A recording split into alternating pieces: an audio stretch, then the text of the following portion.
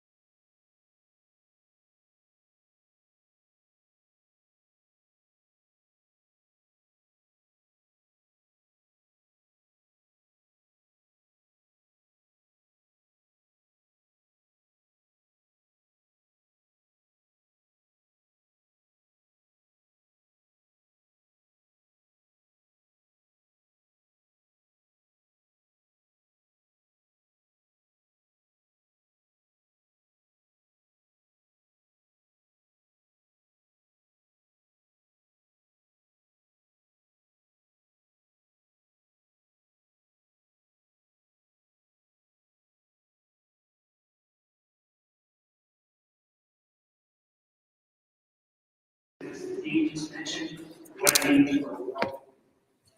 I also want to thank Dean Francisco Soto for kind introduction. And I want to thank her for agreeing to be part of the University of Arkansas system. Serving right now, 13 one of our most unique assets. The University of Arkansas Clinton School of Public Service, I know that you are aware, has a worldwide mission to serve those who need their help. We'd like to take the moment to brag, especially the school's namesake listeners. Dean gave the first conference days is truly remarkable. The amount of energy and the ideas she has brought to the table, along with the spirit of listening and collaboration. She has employed, beginning to craft a vision that was exciting next phase in this great new school. She has already expanded her faculty. They plans to grow program.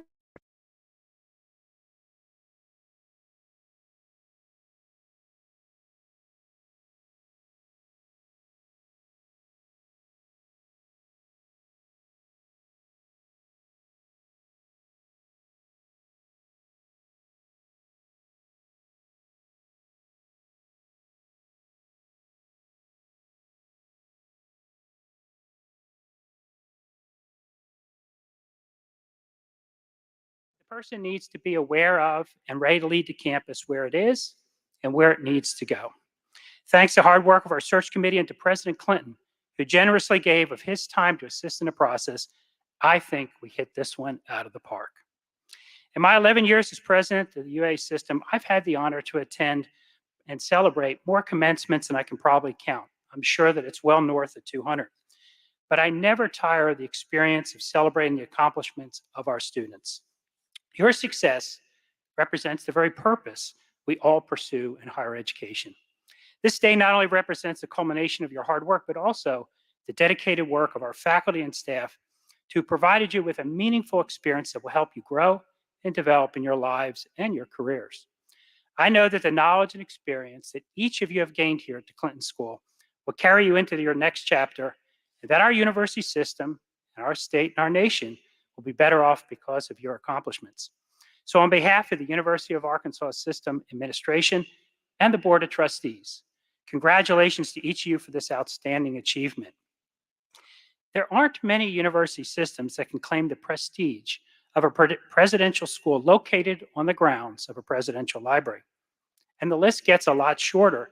If you are looking for a presidential program whose namesake is active on the world stage, providing an example to our students and is willing and able to help shape the school's future as a prominent component of his remarkable legacy. President Clinton's career, especially his philanthropic work across the country and indeed across the world in his post-presidency, has embodied what the Clinton School is all about: public service through action. It is this example that led to the creation of the nation's first master's degree in public service, which each of our graduates can now claim. Mr. President, we are grateful for your vision to locate your presidential library here in Little Rock and to include this wonderful school as part of your legacy. Shepherding this program and seeing it grow and develop is a responsibility we all take seriously, and we appreciate your continued involvement and support. Please join me in welcoming our commencement speaker, the 42nd President of the United States and our Professor-in-Chief, the Honorable William Jefferson Clinton.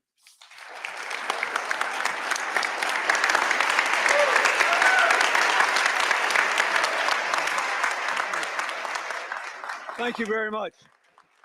Thank you. Thank you. Thank you very much, President Bobbitt. Thank you for the introduction, and thank you for leading the university through what I think we'd all admit has been an interesting, somewhat perilous journey over the last several years. And sometimes I wonder, I hear people say things about college and a college education, and it reminds me of that old joke about, which is worse, ignorance or apathy? I don't know and I don't care. I do know and I do care, and I think it matters a lot that all of you have been given this opportunity. And I still think it's a good thing to know more. I spend an inordinate amount of time every day trying to figure out what in the wide world is going on and why do people think what they do and what we can do. I want to thank Dean Soto for what she said and for coming here, and to congratulate her on what I hope will be the first of many commencement ceremonies for the Clinton School of Public Service. And I want to thank Cliff Gibson and the entire Board of Trustees, the faculty, the administration, and the staff for their dedication to the work of the Clinton School. And I congratulate the class of 2022. And I thank all the people that got you here, the educators, mentors, family members, and friends who've supported you along the way. And I'd also like to give a special shout out to the members of the class of 2020 who are here today. And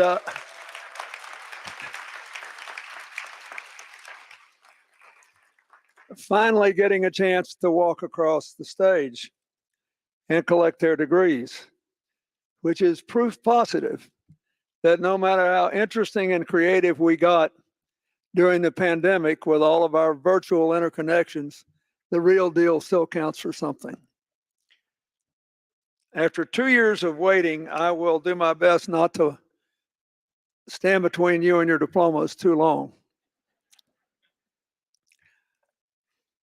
But I would like to say a couple of things about the purpose of this school and the purpose of those of you who are receiving degrees.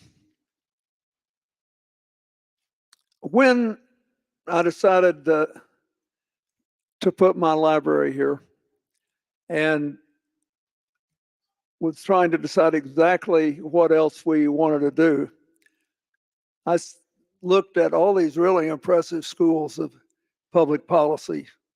There was Princeton and the LBJ School in Texas, and all these people that I knew already had more money than I would ever raise for it. But I believed one thing very strongly based on a lifetime in politics. There's a lot of, what's the old joke? A lot has been said, a lot has been done, but more has been said than done. And I thought there ought to be a school where people actually had to do on the ground field work to learn more, to acquire more experience, but also to learn how to work with other people and turn their good intentions into private and into public change that would actually show that their good intentions were right. And I found that all the years I was in politics, there was always a lot of talk between the Republicans and the Democrats, the right and the left, that almost always surrounded two things. What are you going to do? And how much money are you going to spend on it? Whether you're cutting taxes or starting a new program. Almost nobody ever talked about whatever you propose to do and however much money you have or don't, how do you propose to do it so that you actually achieve the goal you have set out to do? And interestingly enough, if you start with that, what is the goal and how are we going to do it? It is much easier to avoid the horrible polarization that we have in our country today. That is, if you begin with the end in mind, then it's okay if somebody disagrees with you about how to get there because you can keep arguing it. And if you really want the end bad enough, and you'll make a deal. I always tell everybody, anyone who reads the constitutional history of the United States should realize that the subtitle of our Constitution should be, let's make a deal. And now, that's viewed as something very bad to do. Like you obviously don't agree or believe in anything if you would dare make a deal. But I think it means you believe in democracy and the possibility of free people working together and people recognizing nobody's right all the time. And if you work together, you can get something done. So that's why this is a school of public service, not a school of public policy. A few years ago, I went back to my undergraduate alma mater at Georgetown and gave a talk about public service. And then it blew up into three talks. But the idea was to talk about a life in public service. And I said, as far as I can see, if you want to be good at this, whether you're in business, whether you're in government, or whether you're working for a non-governmental group of some kind, you have to care about people. I mean, real people, where they live, what their hopes and dreams are. You have to care about purpose. That is, you should be trying to empower people to make the most of their own lives. And the third thing you have to do is then to care about policy, because that answers the how question. And finally, you have to care about politics, but I did not mean by that elected office necessarily. I meant politics is in everything that requires getting agreement from people who come from different places, have different experiences, and different interests. I learned that, Dr. Bobbitt, when I was on the faculty at the University of Arkansas Law School. There's a lot of politics in higher education. And I had to tippy-toe around at a lot of faculty meetings. But I still believe that. If you start with the people, if you have a clear purpose, if you're willing to debate the policy, then the politics can take care of itself. And so I asked you to think about that today, because we are in a time when more or less 2/3 of the people believe that. Not only in America, but around the world.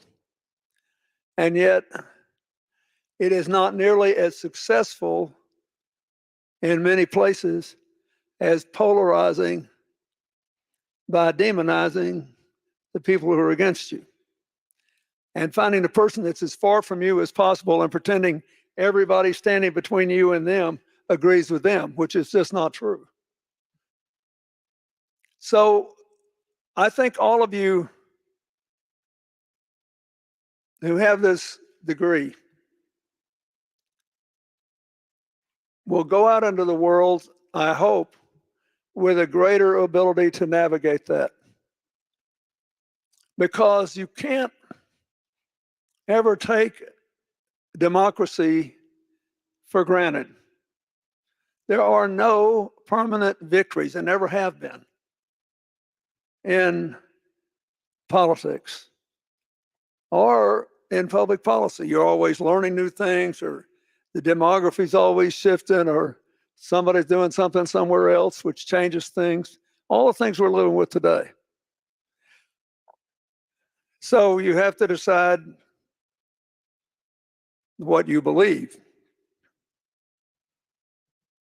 Inclusive democracy, I think, works best. I think, first of all, there's more of a spiritual basis for it than exclusive democracy for people who have religious faith. If you look at the admonition of the Christian New Testament to love your neighbor as yourself, as the second most important commandment. If you look at the Old Testament and the Jewish Torah, he who turns aside a stranger might as well turn aside from the Most High God. If you look at the Quran, that Allah put different people on the earth, not that they might despise one another, but that they might know one another and learn from another. The Dhammapada of the Buddha says, you are not fully human unless you can feel the arrow piercing another's body as if it had pierced your own. Then I could go on and on.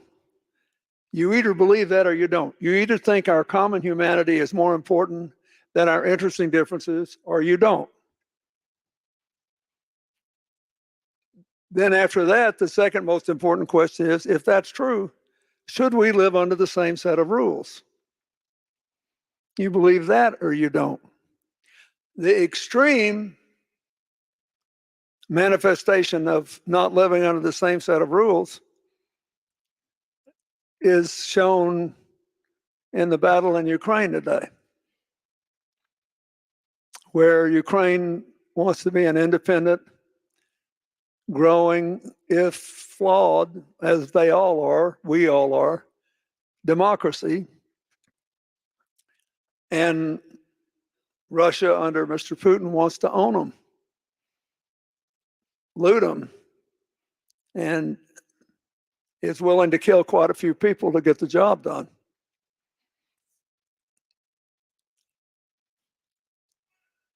The relevant fact for today is this, and I plead, I'll make full disclosure. I love Ukraine, but I love Russia. I went to Russia the first time when I was 22 years old. And no, I just turned 23. Ancient. I went to Ukraine as the president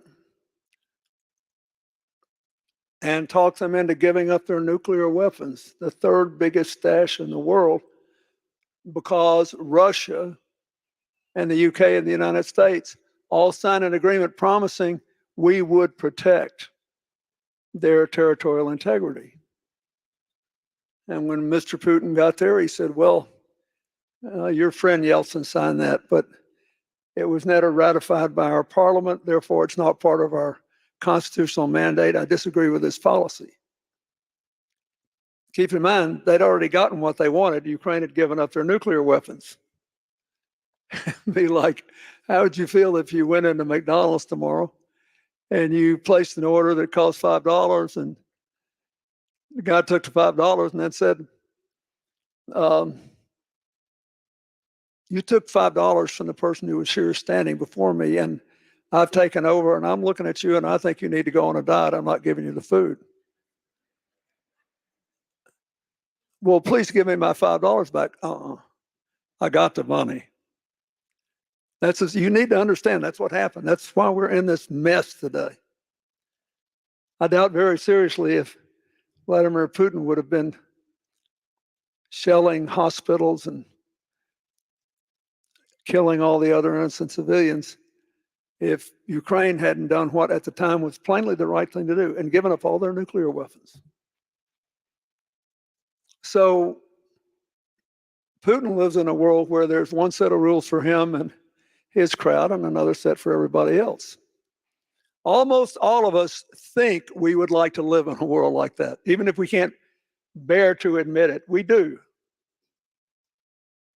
Every one of you, at some point or another, looks in the mirror and says, well, I may not be perfect, but thank God I'm not him or her or somebody else. The greatest sinners are always the ones that have faults other than ours. We're all that way. It's just human nature. And a democracy is set up so that we all struggle, but try to live under the same set of rules. So I think it's really important to support Ukraine. But from your point of view,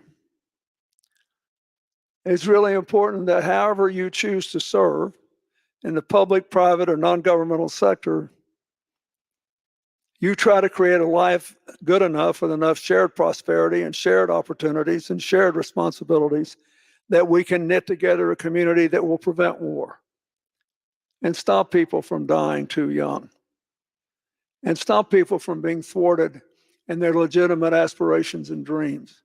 And when necessary, give people a hand up. That's really what public service is about. I always say at the beginning of every endeavor, you should agree before you enter the game how to keep score. There are some games that are by definition zero-sum games. That is, in order to win, somebody has to lose.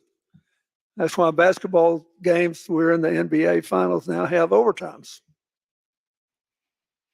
But not every game is a zero-sum game. And interestingly enough, given the way our brain works, we love contests. And we can easily be made to feel we've been treated unfairly in the past and victimized. So we tend to like zero-sum games in politics. But then when we get into governance, we like games that are positive sum, where we can all win. Governor Hutchinson is a Republican. He and I have fought some amazing battles together. That is, against each other. But I was thrilled when he wanted to increase technology education in Arkansas, and I've done what I could to support him. And there's 2 or 3 other things he's wanted to do, and he's in turn been supportive of a lot of what we try to do to stem the opioid crisis, involve the faith community in doing it. Nobody said we had to stop disagreeing, but in order to help anybody, it was better that we were together. But that doesn't work so well in elections these days, partly because the information system in which we live today is designed to keep us torn up and upset, so our eyes will stay glued to the screen or the television or whatever it is. And all of you have to fight that, because if you love these graduates and you want them to succeed in public service, they can't be torn from stem to stern every 30 minutes by whatever the last hot button is. And I think it's amazing the scope of agreement you can reach if you start with the end in mind, putting people first. So that's what I hope, because I think that Right now, we are living in a time of divisive nationalism. And it works like crazy in politics, but it doesn't work in real life. I mean, I never will forget when Mike Beebe was governor of Arkansas. He had a 70% approval rating, partly because Arkansas was one of the two states, the other being Kentucky, that it had the largest reduction in uninsured people in America. Kentucky was the other. Both states had Democratic governors. Both states had become deep red states. But they were so happy, people were. And I couldn't figure out, I come down here instead of read polls. I come down here and walk around, talk to people, call them on the phone. And I remember when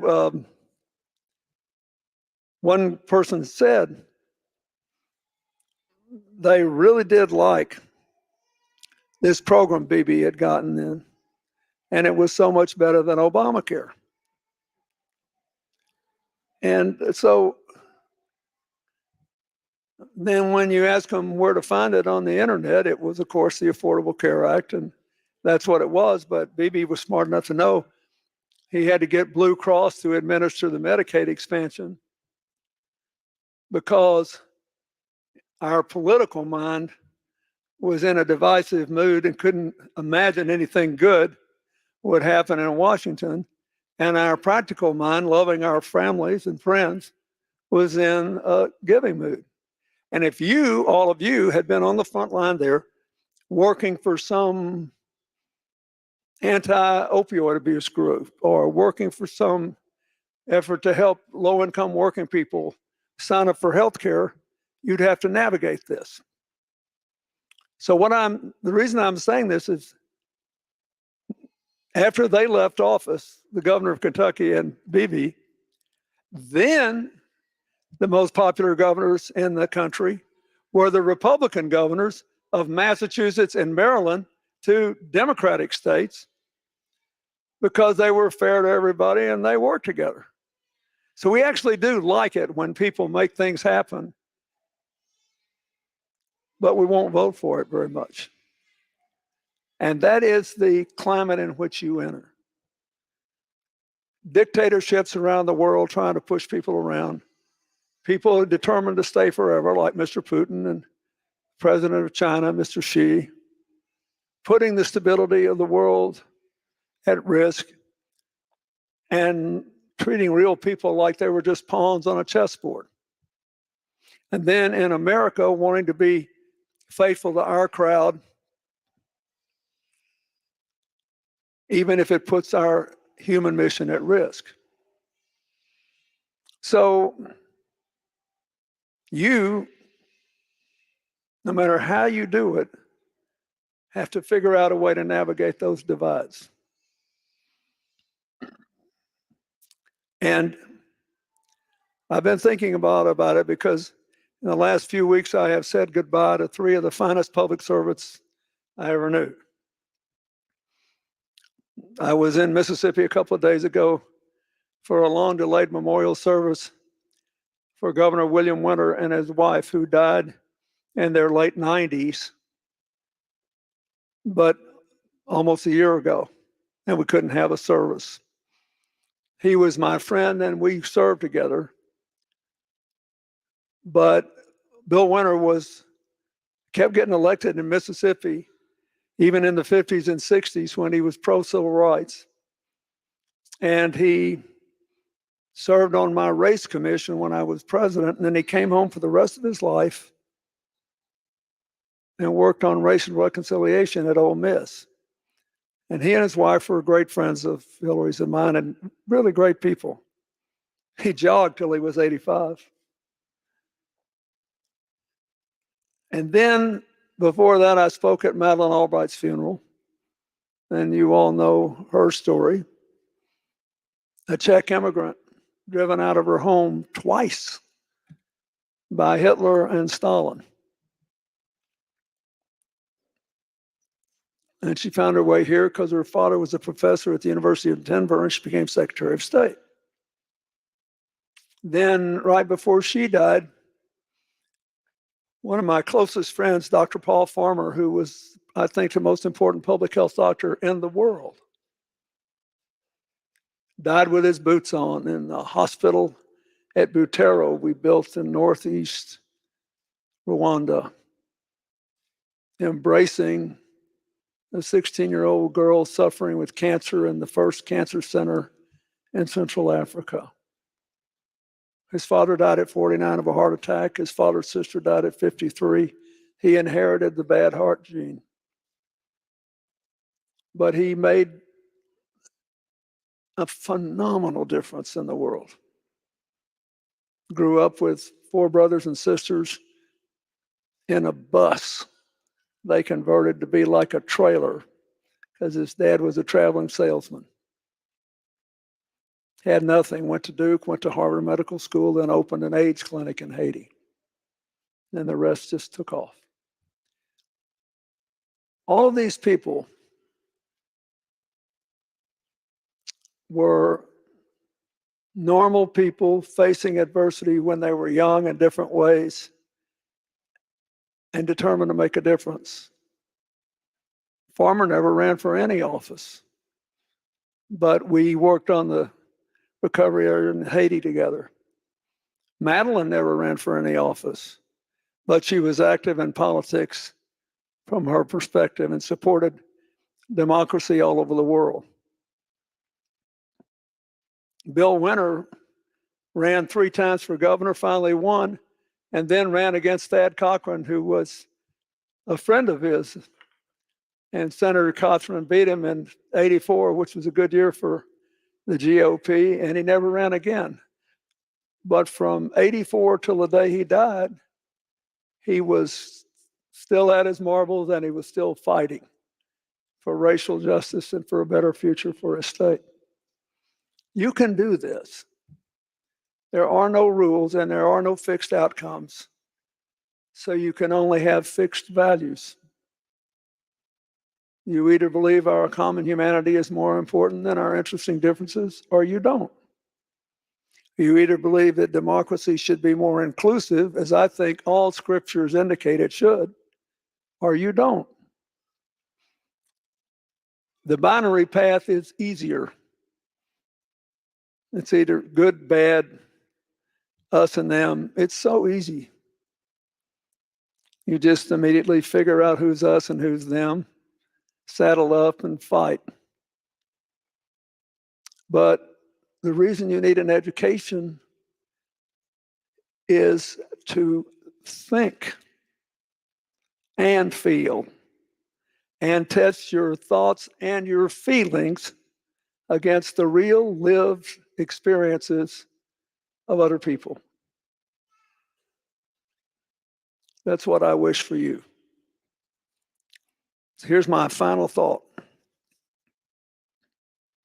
I get asked all the time, who were your big influences as a kid in politics? And I always say Martin Luther King, Robert Kennedy, and Vernon Doakey. People say, who the heck is Vernon Doakey? I said, he was my 8th grade science teacher. I also remember my last class in 8th grade science, 63 years ago. And Mr. Doakey was an Arkansas public school teacher, which means he was very poorly paid.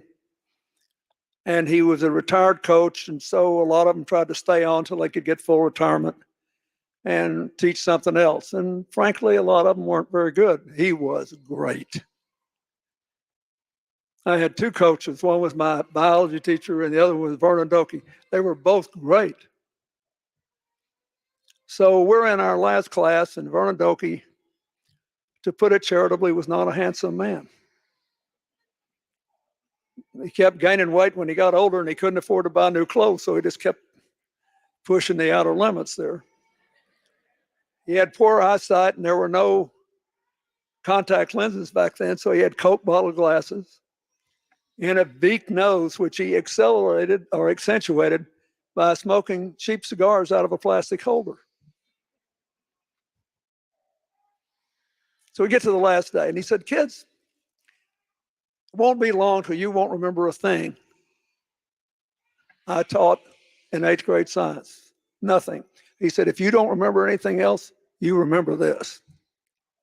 Every day I get up and I walk into my bathroom, throw water in my face, put my shaving cream on, shave my face, wipe it down. I look in that mirror and I say, Vernon, you're beautiful. And he said, remember that. Everybody wants to believe they're beautiful. If you remember that one thing, it will take you a long way. Vernon Doakey was beautiful to those of us who knew him. He was bright as a penny and wise. I hope you meet a lot of people like him in your field work. And remember that one lesson. We're just here for a little while. When Billy Graham was dying, someone asked him what the great lesson of his life was. He said, it happened so fast. And he was almost 90 when they asked him. It happened so fast. Make it count. And everything that's been invested to this point will be richly rewarded. Thank you.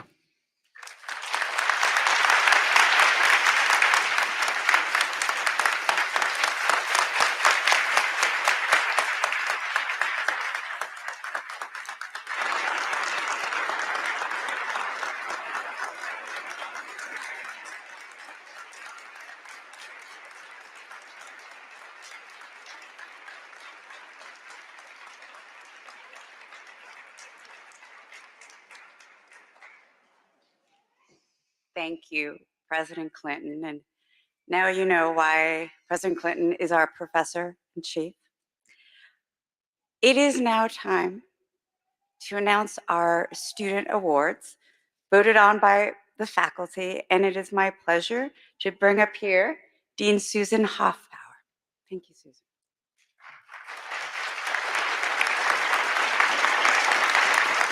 Thank you so much, President Clinton. That was very inspiring, and that's what we try to do every day, is make you wonderful public servants. You have a great role model. So every year at graduation, the faculty select students to receive 2 awards. One is the academic award, and one is the public service award. And there's an academic award for the face-to-face students and one for the online students. So this year, the academic award for the face-to-face students goes to Madeline Burke.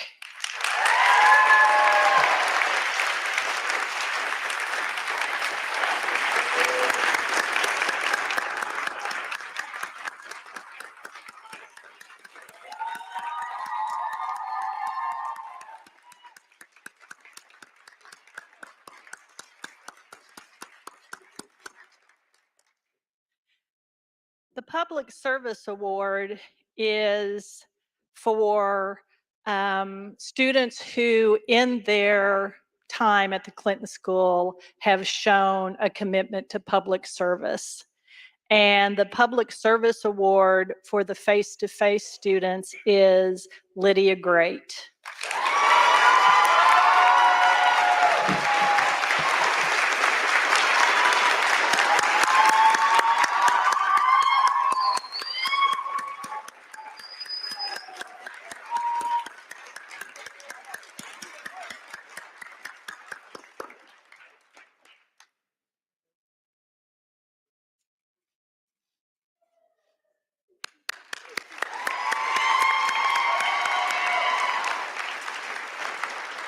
The academic award for the online students goes to Laura Florick.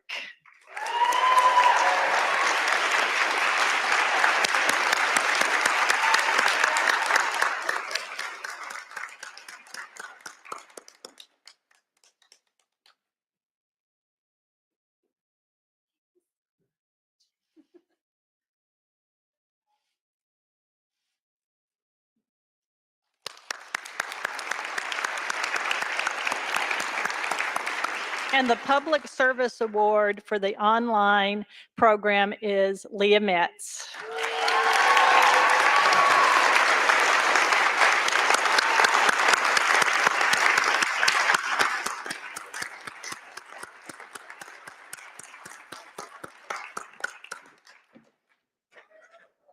Woo!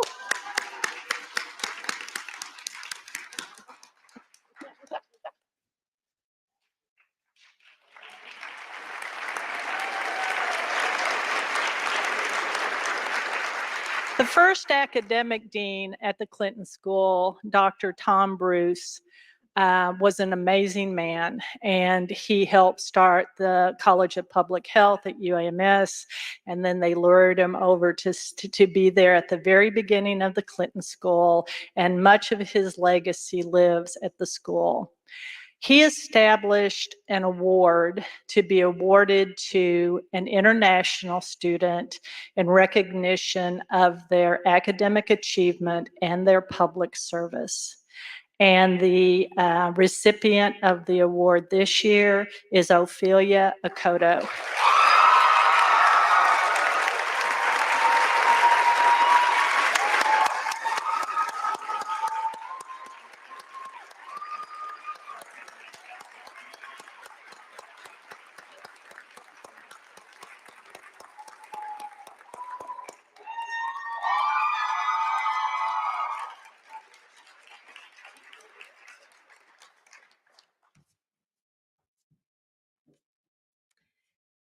Congratulations. We will now have our 3 speakers selected by their peers representing the in-person program as well as the online. We also have with us a beloved faculty member that was chosen by the students to also speak today.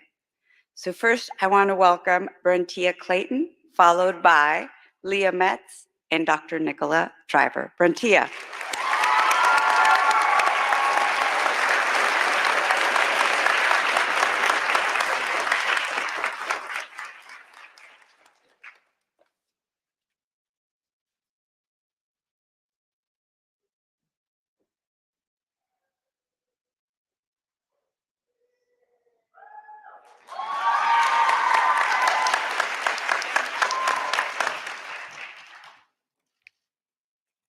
Thank you. I'm so blessed to be here today.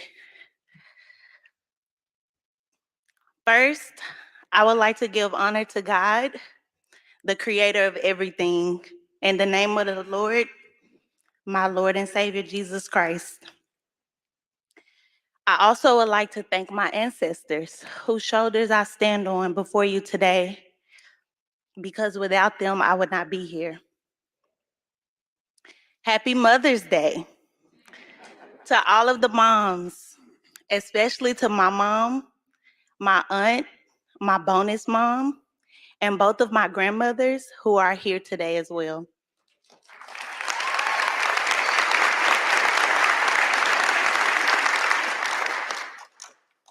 I would also like to acknowledge that it is my esteemed honor and extreme point of privilege to stand before you all today.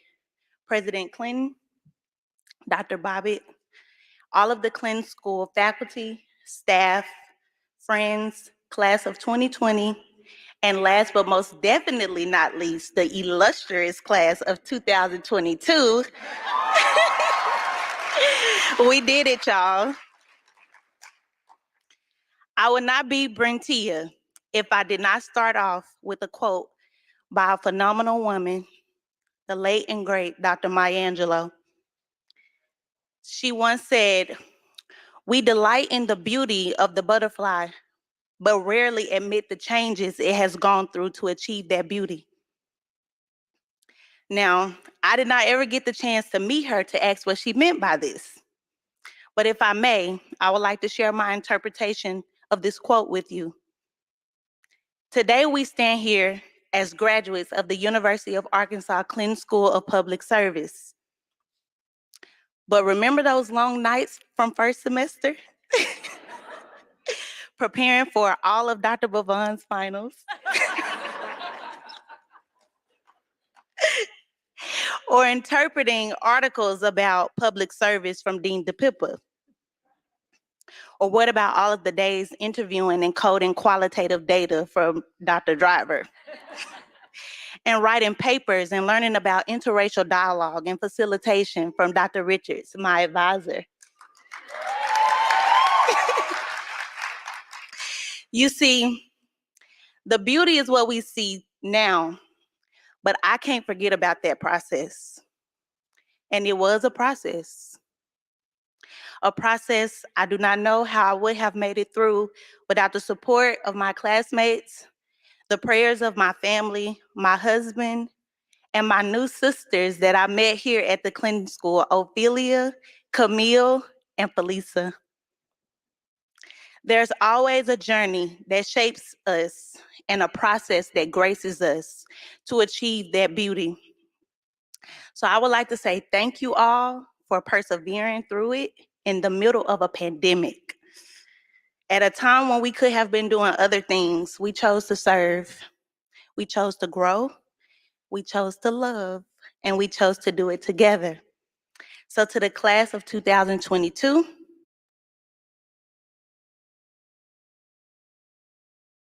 be upon each of you on your next phase of your process. Sincerely, Brentia O. Clayton, now Buchanan.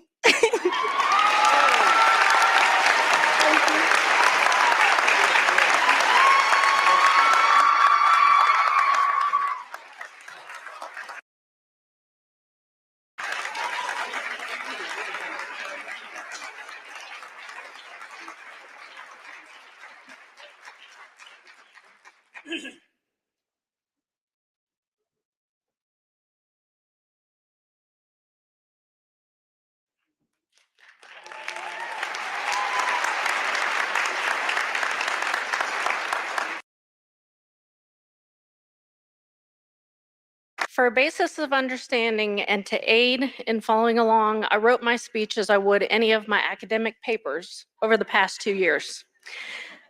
It took me a while to conform to academic writing, but as each faculty member gave me feedback, at some point I figured out that I just needed to accept and embrace APA 7 style.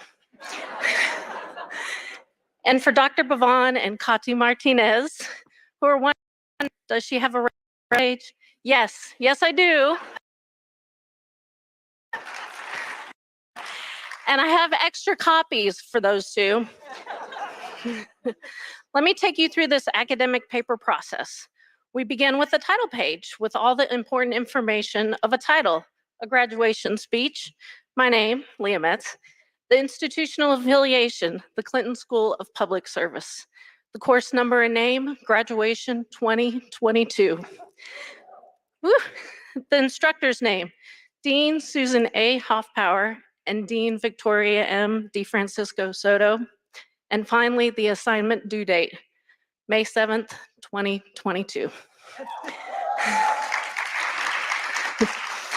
The first section is the introduction. Within public service and within all the learnings that the Clinton School of Public Service has to offer, we begin with the end in mind. This end is directing students to challenge systems collectively in an effort to generate positive, inclusive, and equitable outcomes. For reference sake, this is but one part of my definition of public service, a definition that Dean Hoffpower gave me lots of feedback on for about 8 grueling weeks until I would understand norms, forms, and spaces. I'm not sure who experienced more grueling, Dean Hoffpower or me. Dean Hoffpower, care to weigh in on that one? It's a tie. Back to the introduction. The Clinton School of Public Service provides students the opportunities and education to solidify who we are and how we present as public servants. A value continually shared by faculty is that the students and faculty are all continually learning, no matter how much education or experience each has. The role of public service is about being intentional and fostering an engaging, empowering, and equitably open platform in response to a need within a given society. The next section, the one we love the most, is the literature review. In our first course of Foundations of Public Service, we read a book by Paulo Freire called Pedagogy of the Oppressed. Raise your hand if you read this book. In a book also by Paulo Freire called We Make the Road by Walking, he states, the teacher is of course an artist, but being an artist does not mean that he or she can make the profile, can shape the student. What the educator does in teaching is make it possible for the student to become themselves. And boy, oh boy, did the faculty ever make it possible for us to become ourselves. Though painful at times, due to their feedback, of course, we all had many opportunities for personal growth, some of which it took us a while to accept. Now, I'm not going to name any names, but y'all know who you are who struggled with that personal growth. I eventually recognized that through their feedback that they were giving me the opportunity to be a more mindful student and a more thoughtful public servant. The faculty and staff impact goes far beyond what meets the eye. Our next section is methodology.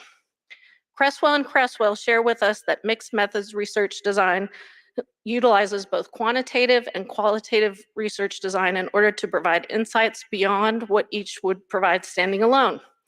The week that our online cohort began classes was the week that the COVID-19 pandemic sent shockwaves through the United States. In this same week, we were introduced to Dina Hoffauer, her rubric, and her knack for gently pushing back on us when we made generalized statements. As courses progressed, we were introduced to the other faculty who challenged our experience with their scholarly knowledge. As I figured out, Cresswell and Cresswell called this multiple sources. Little did I know how much I needed to learn about facilitation, collecting data, or following all 10 steps in order to create and plan a program.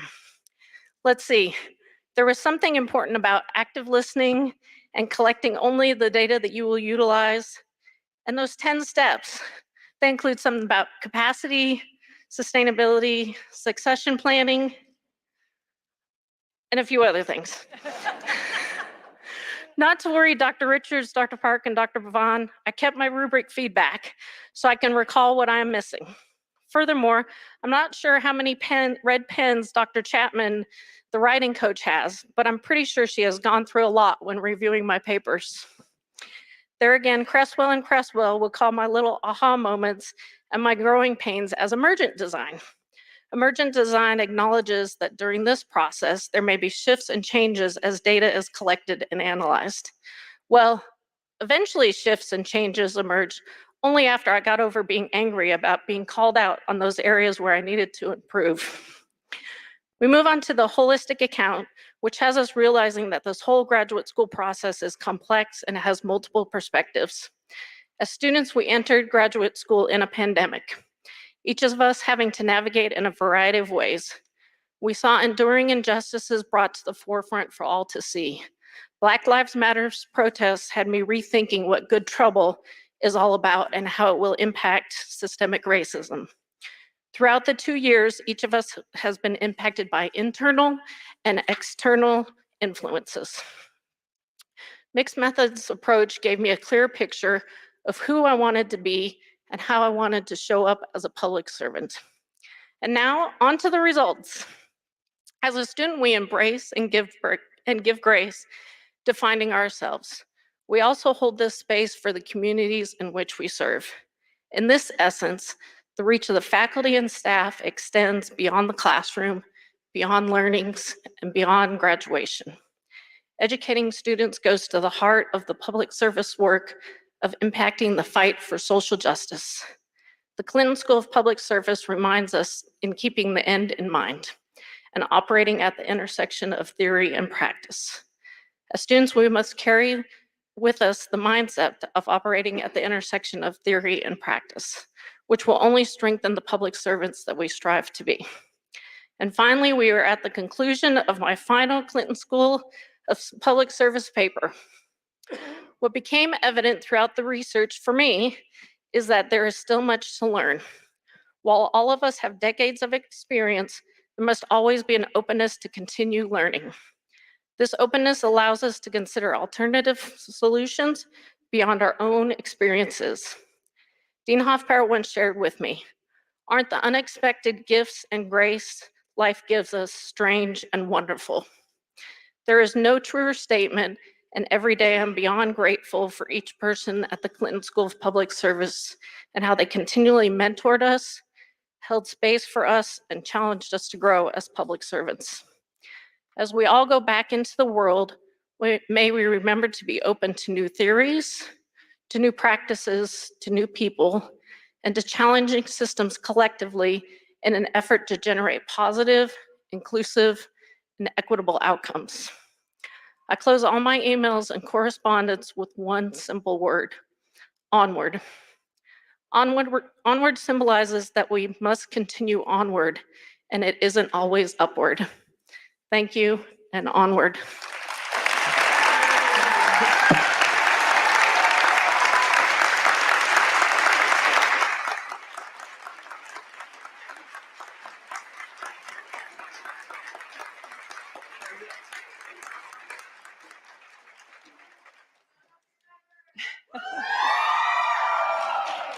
Thank you so much.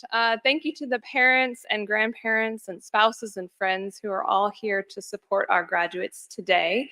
Your presence here really does contribute to the collective sense of community and unity that we have, and we're so glad you're here to celebrate with us. For those of you that don't know me, I'm Nicola Driver. I'm a faculty member here at the Clinton School. I also work really closely with the MPS students on their field service projects. I've been at the Clinton School for about 4 years now, and I want to say that my time has been filled with so much joy and so much fulfillment because I get to work with spectacular students like you every day.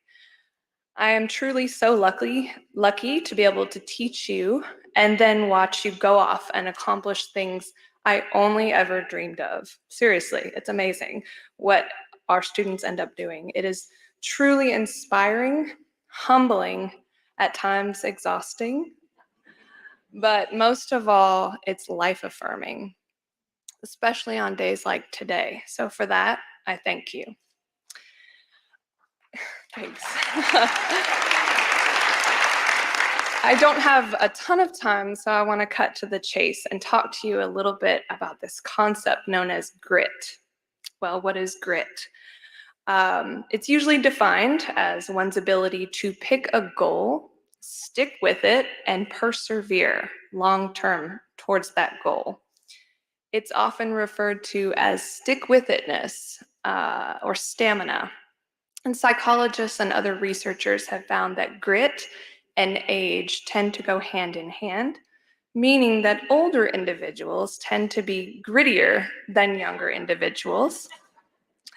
Our younger generations today are often criticized for lacking grit, particularly the millennial generation.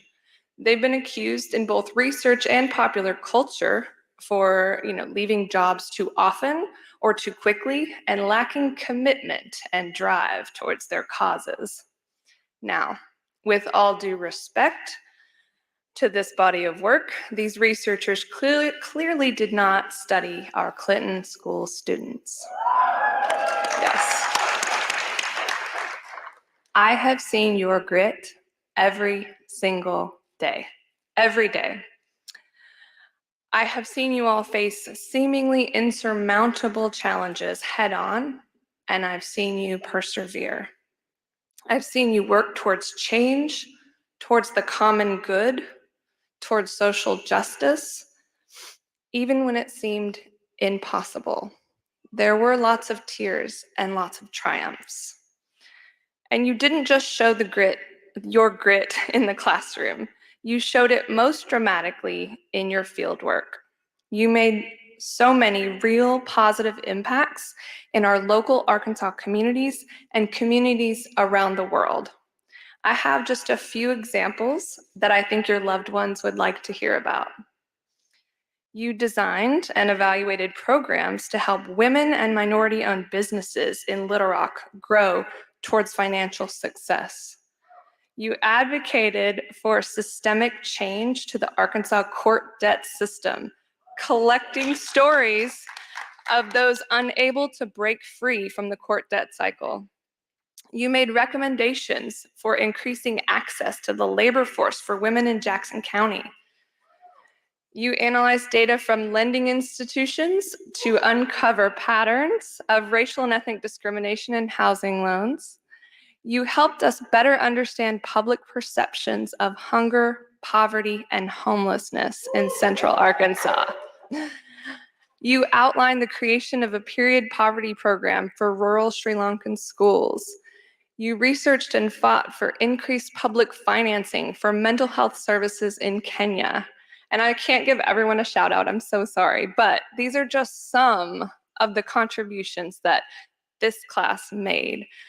Overall, you contributed thousands of hours of service locally, nationally, and internationally, all during an unprecedented global pandemic.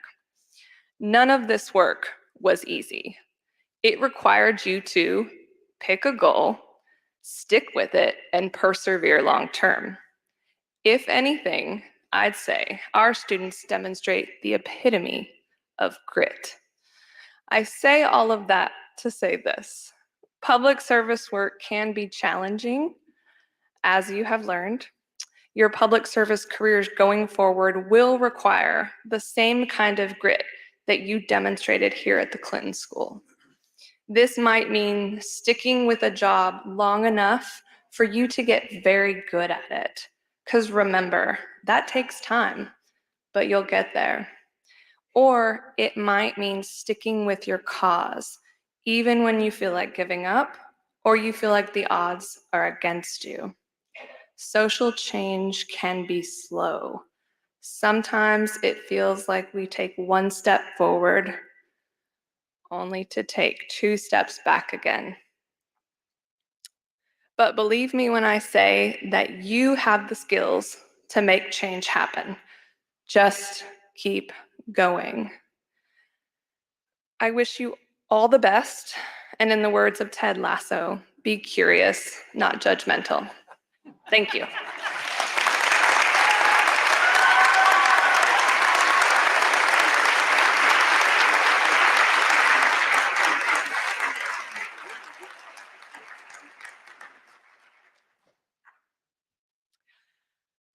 On behalf of the faculty, it is my honor to certify the candidates for the Master of Public Service.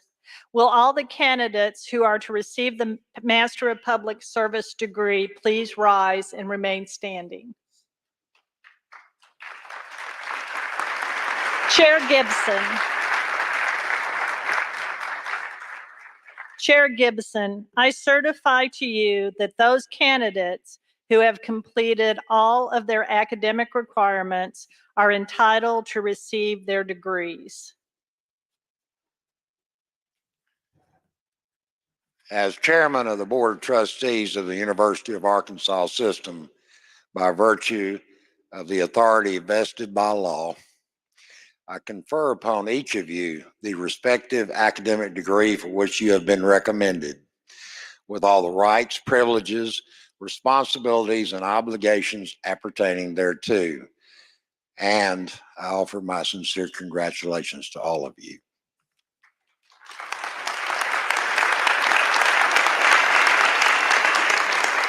You can now take your tassel from the right side of your hood to the left side.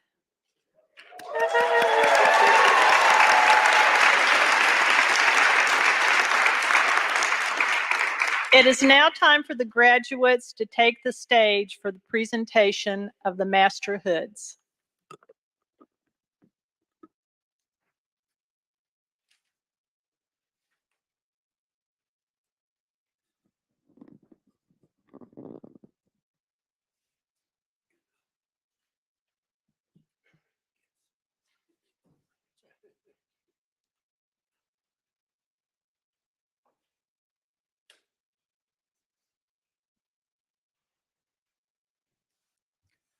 Valerie Denise Carpenter.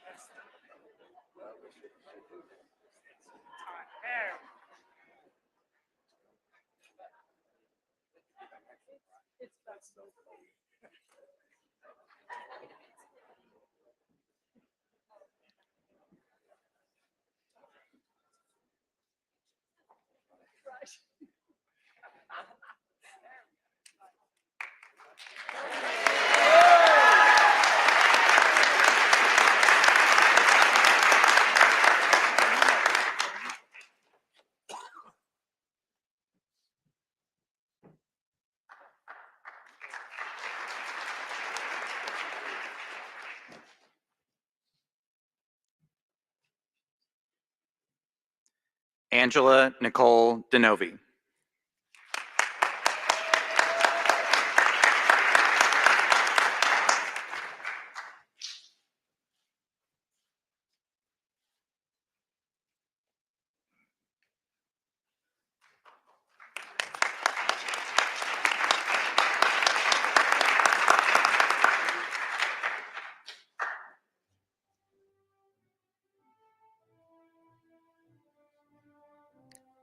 Taylor Danielle DeMagistris.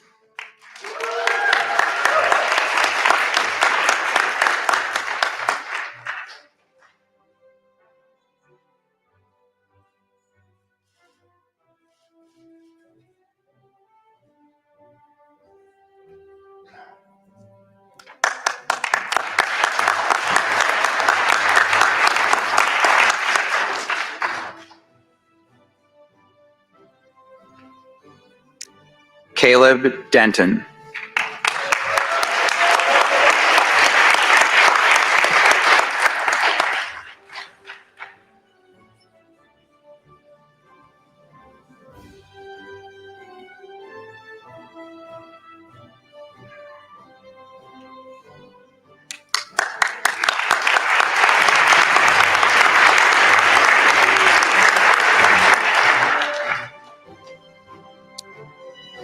Mary Yulia Knowles Corelli.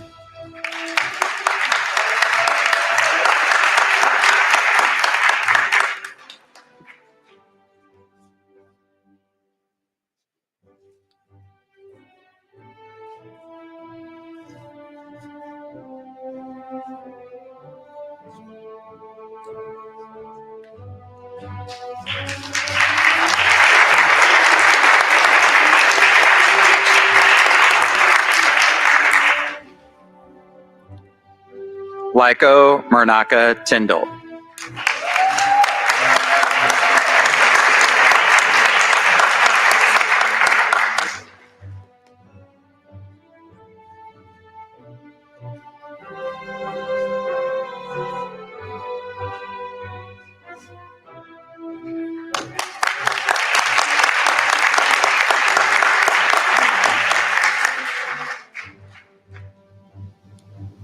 Sheena Olson.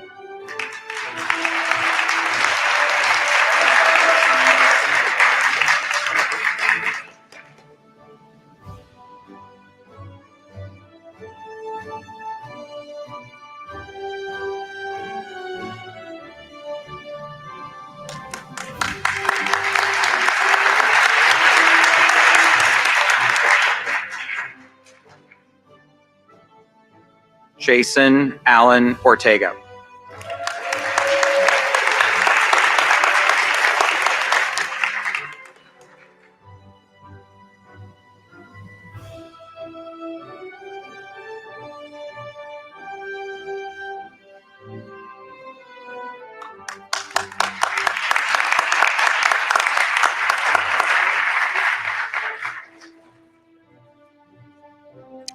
Christina Root.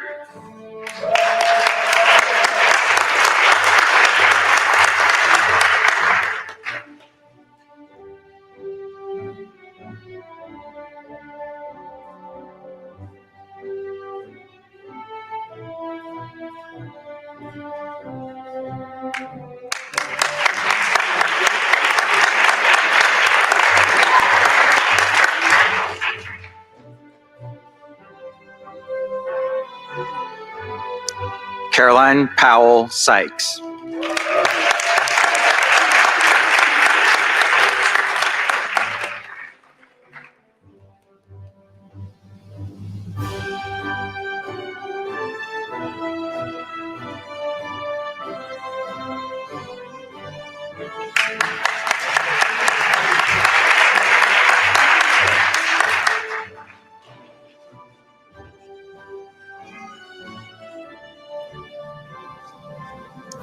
Vivian Renee Tyler.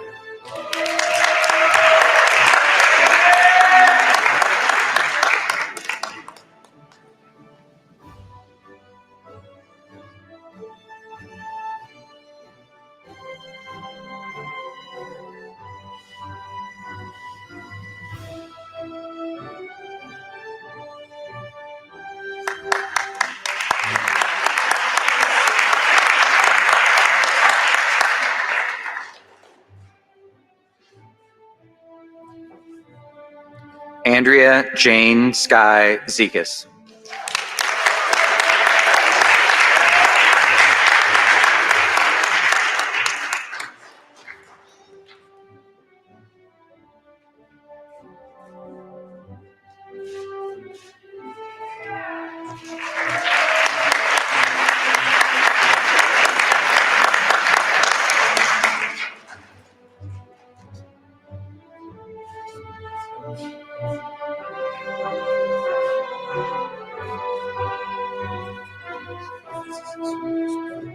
Ophelia Delali Amenuhe Akoto.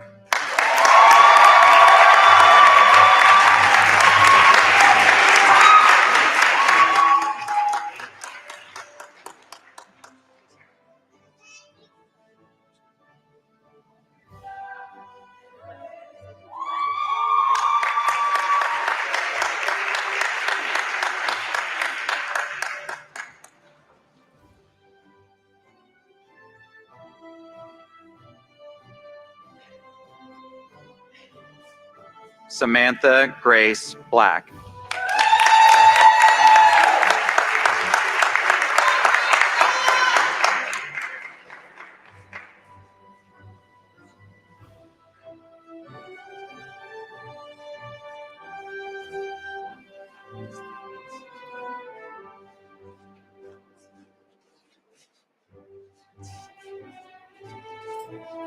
Tanya Marie Brashers.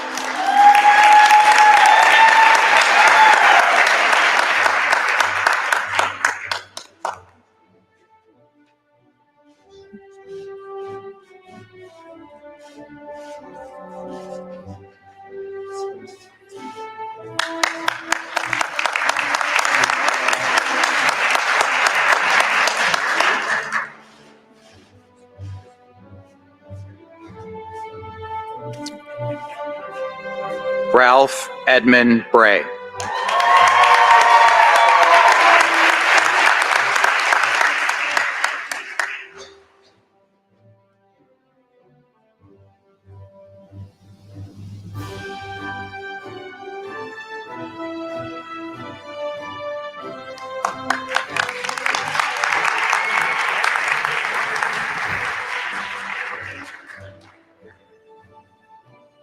Madeline Mai Burke.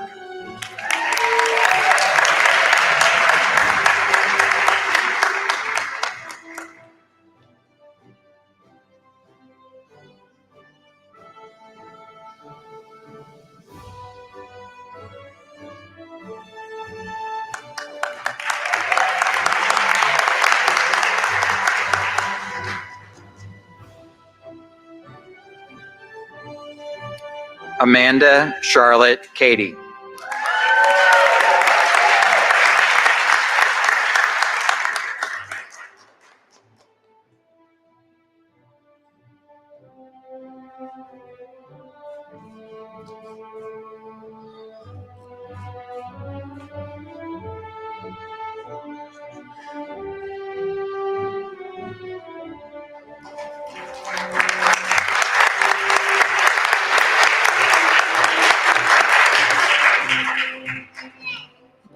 Maria Alejandra Calderon.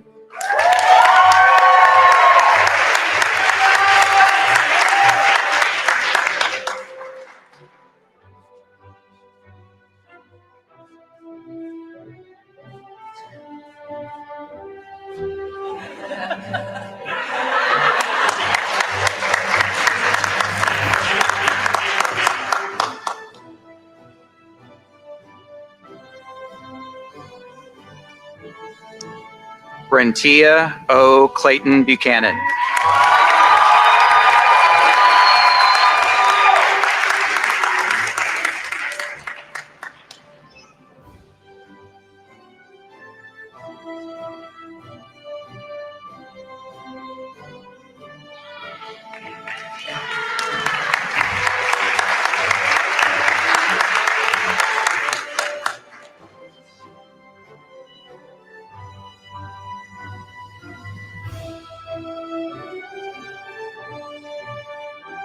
Camille Gilmore Clinton.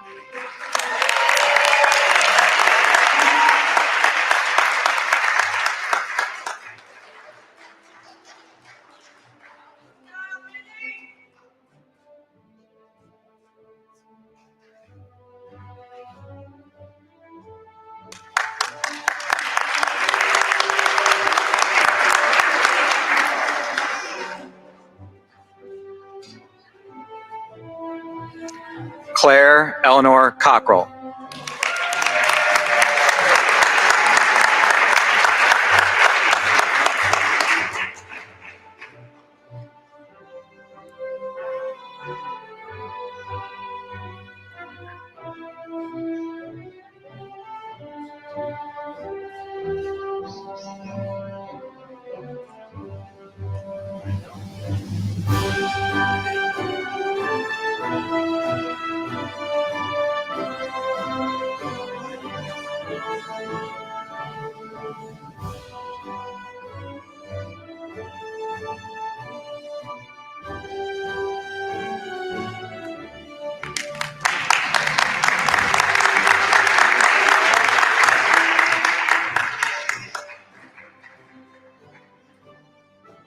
Lane Coleman.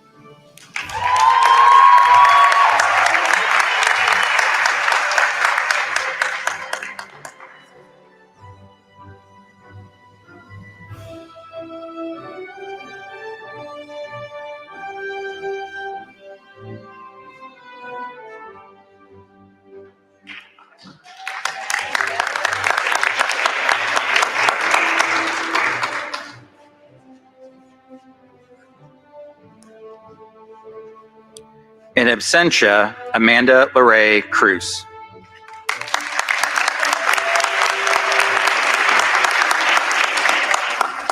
Colton John Denton.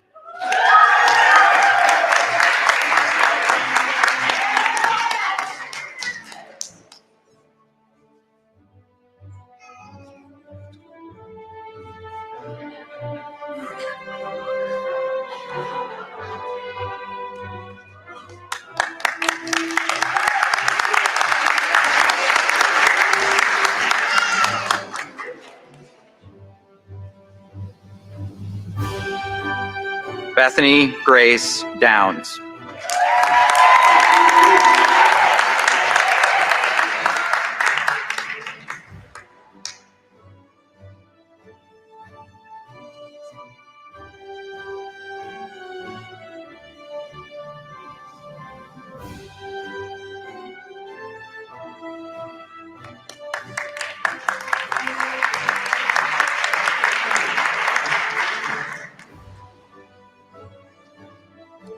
Emily Nicole Fendley.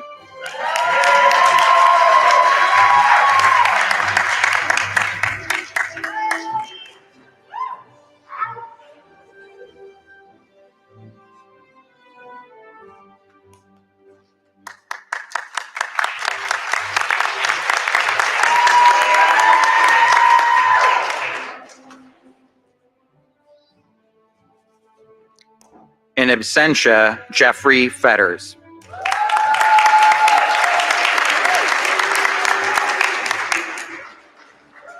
Ashley Ray Figueroa.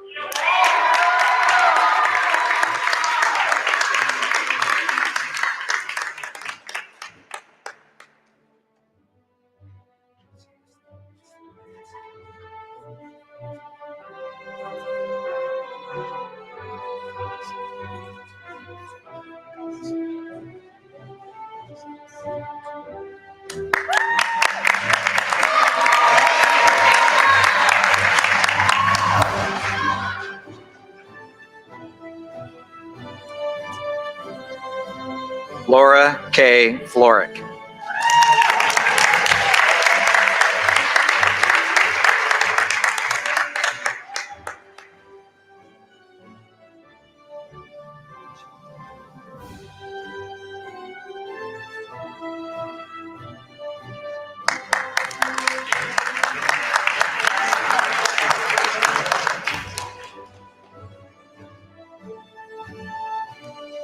Jacob Stephen Foster.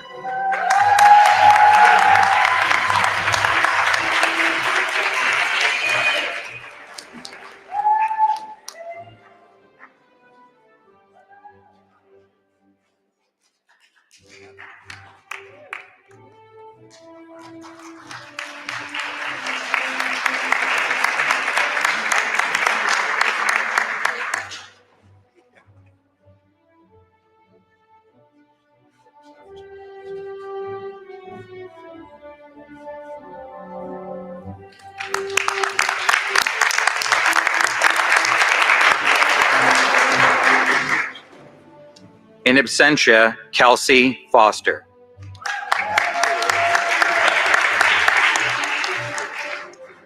Haley Brianne Gilliam.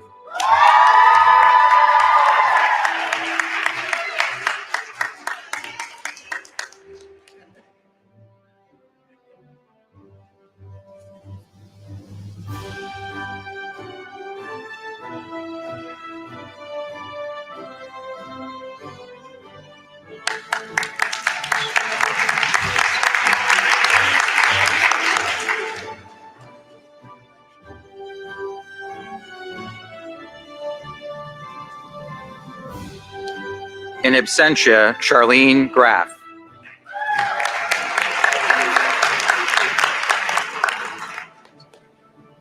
Lydia Lucian Gray.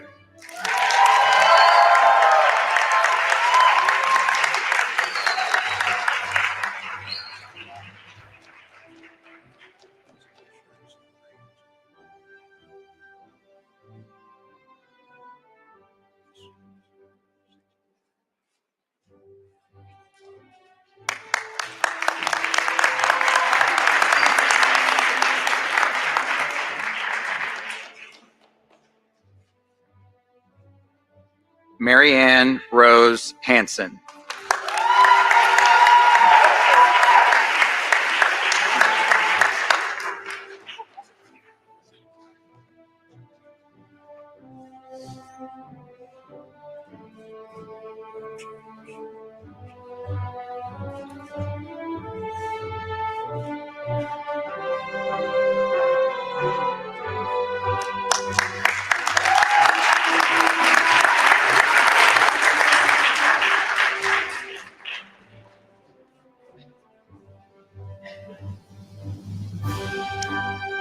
Nathaniel Stephen Hayes.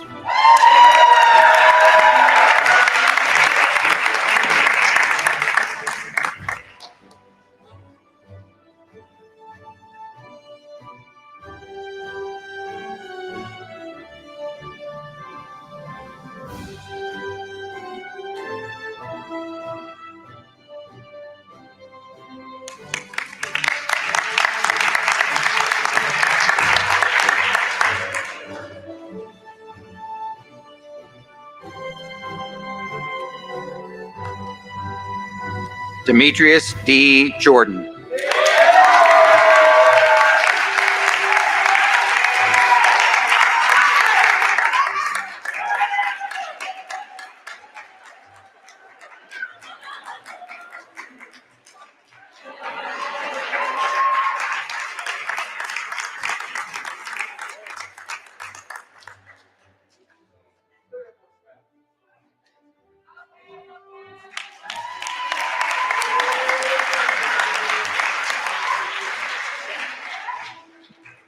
Aaron Keith Kennard.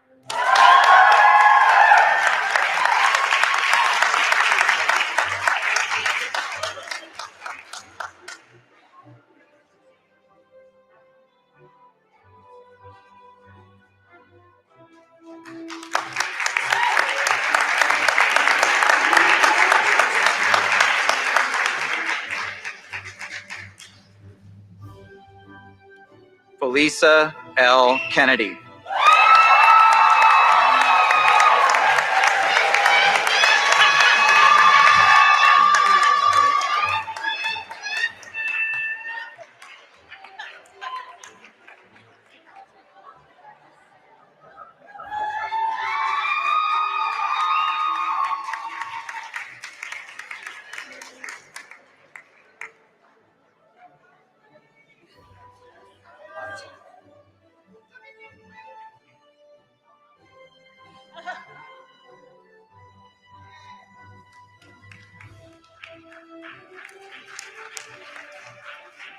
Kelsey Michelle Keneal.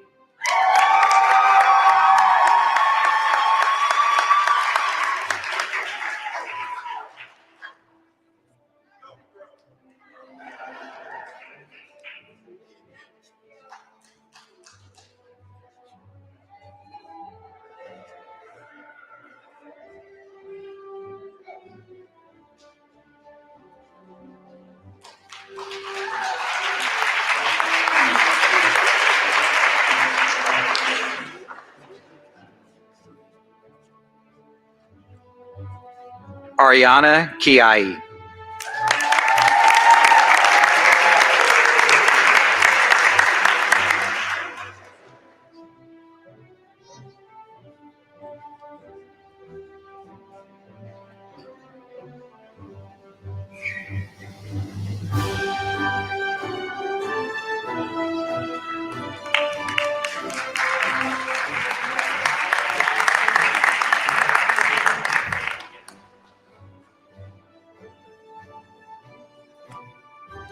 Michael Sean King.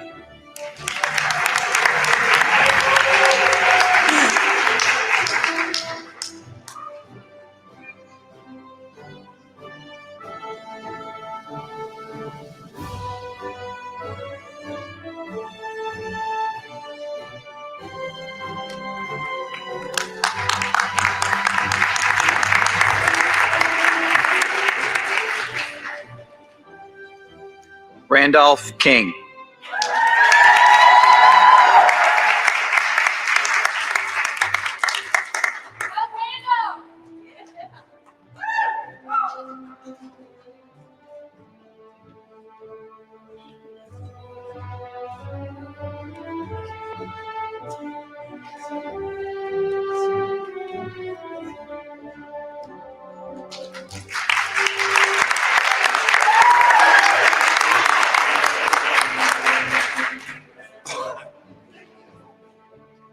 Dylan Chase Lofton.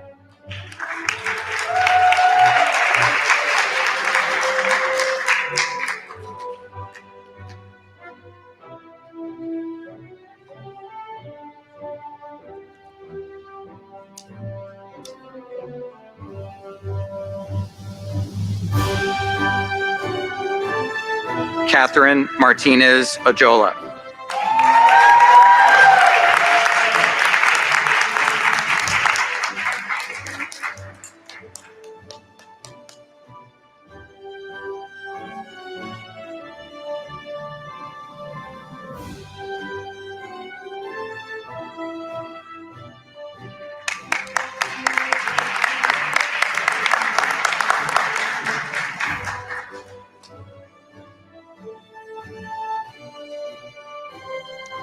Leah Renee Metz.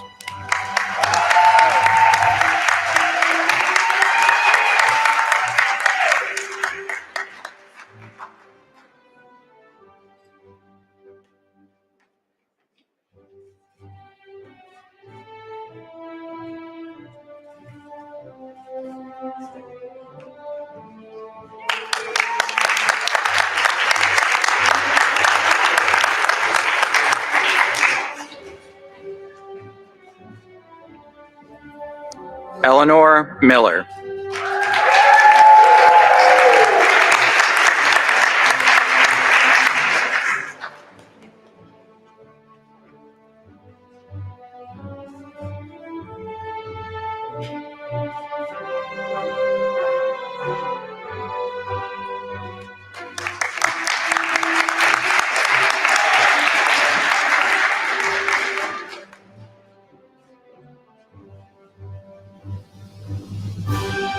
Klein Janae Mitchell.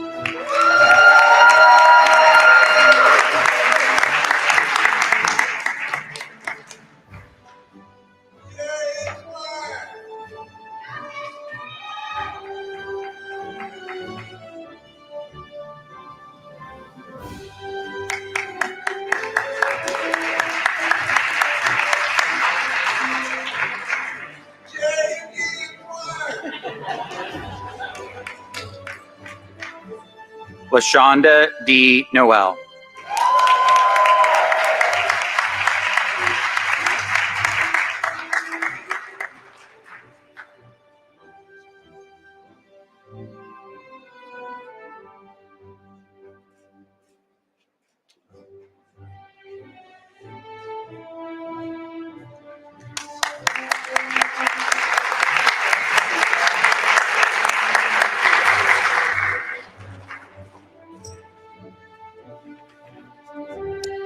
In absentia, Oluwaseun Orludeje Orlanier.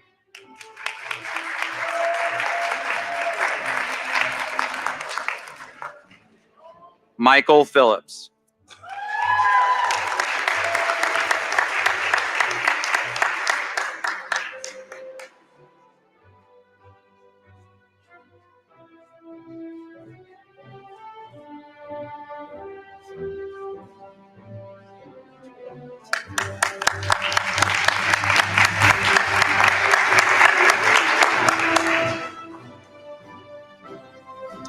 Tyler Edward Richmond.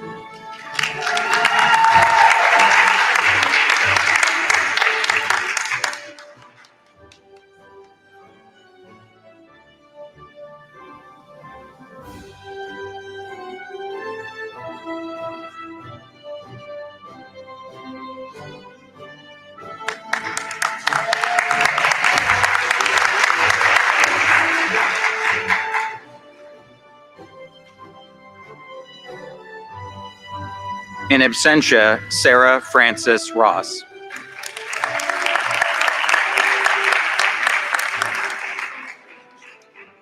Rodrigo Enrique Santos Legaspi.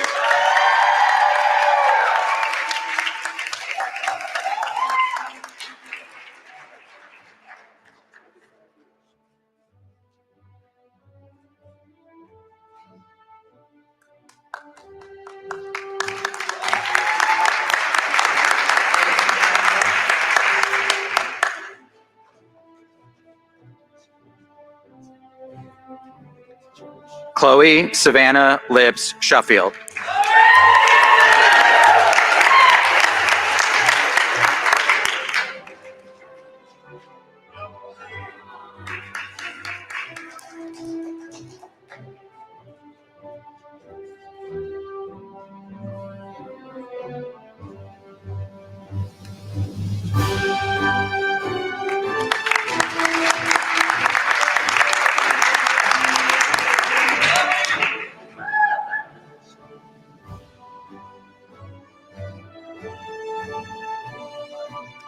Daniel Jamal Allen Sims.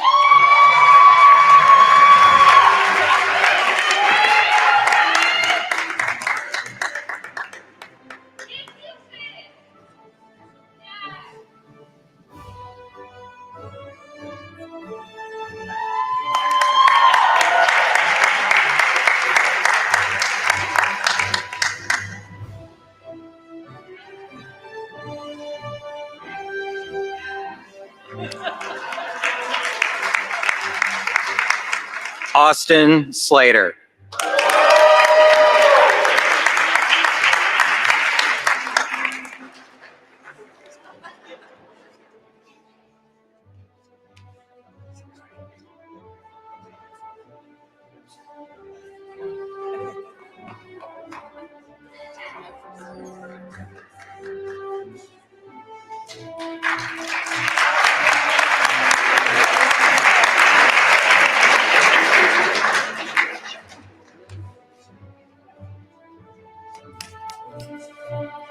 Dorothy Elizabeth Spector.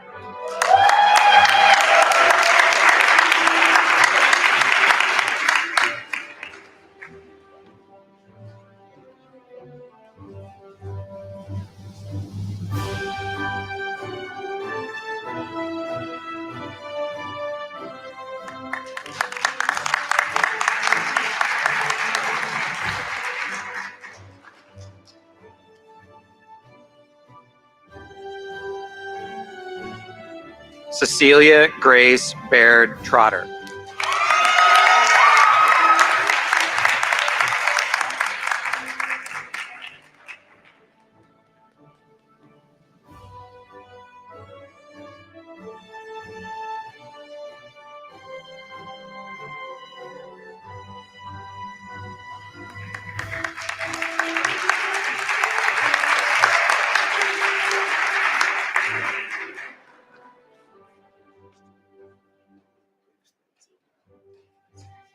Delaney Vogt.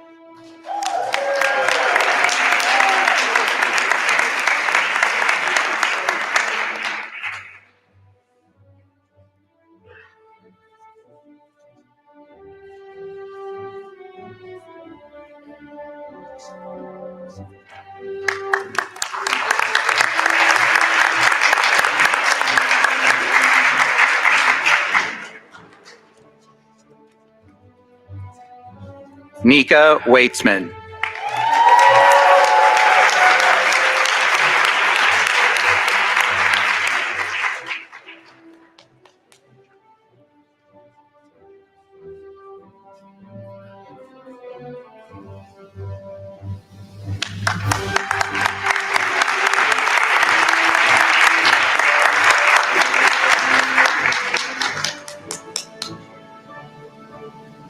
In absentia, Sandra Walker.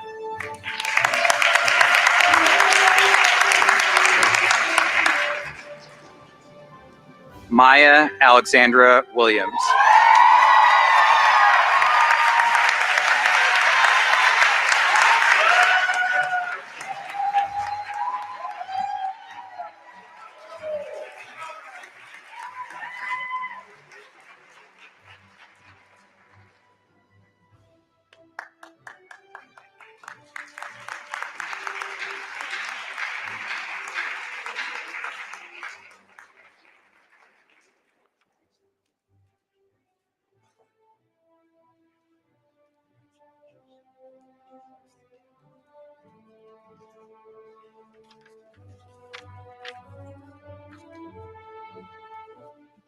As we close our ceremony today, I'm very proud, and in my first commencement ceremony at the Clinton School, to carry on a long-standing tradition here at the school, which is a tradition of giving at graduation.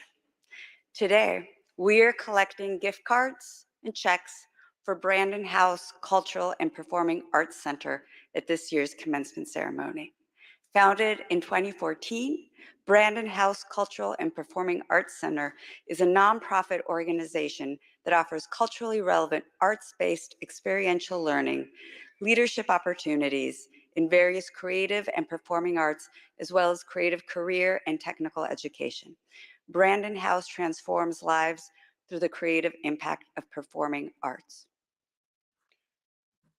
I want to share with you how special this moment is for me today.